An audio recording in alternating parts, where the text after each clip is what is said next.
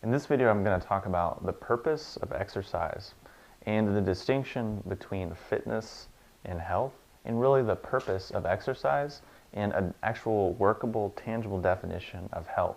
Because a lot of people say, oh, you need to exercise. But what does that mean? Does that mean you go to the gym and lift weights 3 times a week? Or does that mean you go run a marathon? Or does that mean you do 10 push-ups in the morning? Or does that mean you go to yoga every day? There's not a real clear definition that we can actually say, okay, this is what exercise is and should accomplish. Okay, so if I need to accomplish this, okay, here's the best method to do that. Because sure, you can lift weights, but it might not accomplish the same thing that doing yoga would, and vice versa. So it's really important to define things and understand things, especially when they're as important as health, fitness, and exercise. So to me, the purpose of exercise is to move and circulate blood/chi, because chi follows blood and vice versa, and they're very intertwined. So if we get good blood circulation and movement, we will get good chi circulation and movement. And to me, that's really the purpose of exercise as it pertains to fitness and health. Now, many people exercise for fitness and they ignore health, and I think people overdo fitness very often because there are many people that get injuries from exercising. There are many people who say, I'm doing something good for me, but I'm actually hurting myself, meaning I'm doing something that should be toning me up, but it's tearing me down. So we might look at someone who runs 80 miles a day, or is an extreme example, obviously, but someone who's really overdoing their workout, and we think, oh, they're healthy, they're fit, they're lean, they have 0.0789 body fat percentage, and they are skinny and whatever. We think, oh, they're healthy. But at the same time, they got like knee problems, they got like back problems, they got a lot of other issues that aren't really having anything to do with health. It's just purely fitness. So obviously we need a balance of the two. We need to be fit. We need to be able to actually walk upstairs and not get winded. We need to actually be able to lift things and not get tired and go through our day.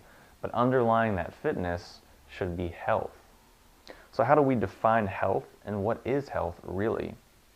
To me, health is essentially proper and sufficient circulation of blood and chi, which you'll see is very familiar to the purpose of exercise, which to me, exercise should make us healthy and healthier. Meaning we exercise every day, and every single day we're getting more energy, we're getting more vitality, we're being more energized throughout our day, we're sleeping better, we're digesting better, because we're getting better chi and blood circulation.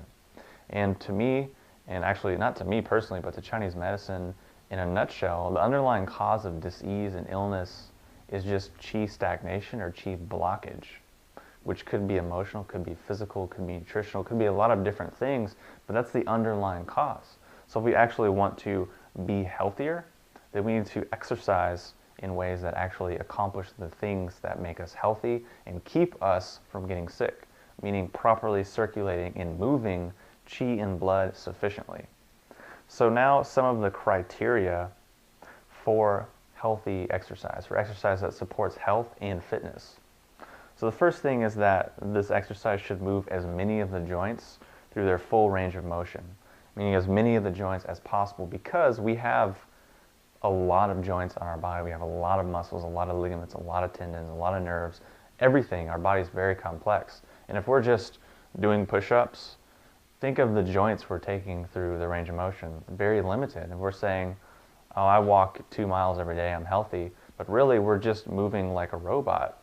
So our shoulders are just going back and forth, and our body's just going in this very limited range of motion, which sure is better than sitting on the couch, but is really not making us as healthy as it could be. It's moving chi and blood a little bit, but not as well as it could, because it's not opening the joints, it's not loosening the ligaments and tendons, it's not working the nervous system, it's not working the breath, it's not doing all these other things that it could be doing to really make us healthier and support proper and sufficient blood and chi circulation.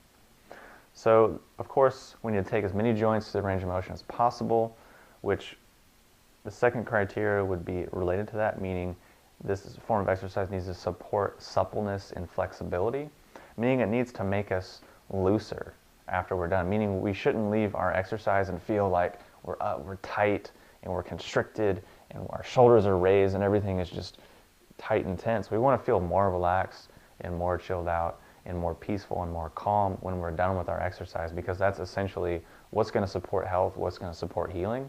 And you'll notice, just try this. If you're in your workout, whatever you do, get really tense for a little bit and notice how your energy just plummets. Notice how your endurance plummets.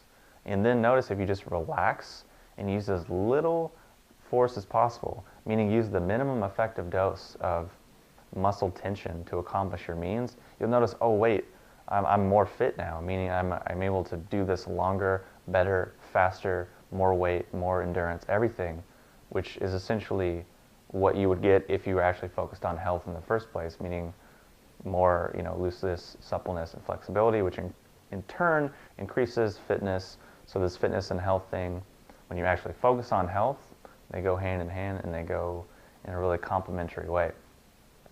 So those are the criteria that would make a form of exercise actually healthy and supportive and sustainable over the long term.